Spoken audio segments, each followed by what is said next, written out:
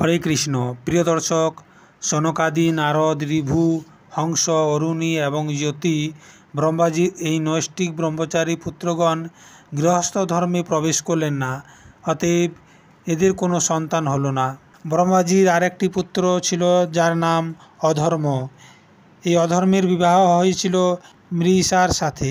এদের দম্ভ নামক একটি পুত্র এবং মায়া নামক একটি কন্যা হয়। এরা দুজনেই নিরীতির কাছে লালন পালন হয়ে বড় হলো, কেননা নিরীতির কোনো সন্তান ছিল না। এই দম্ভ এবং মায়ার দ্বারা লোভ এবং নিকৃতির জন্ম হলো। এদের থেকে ক্রোধ এবং হিংসা জন্ম হলো।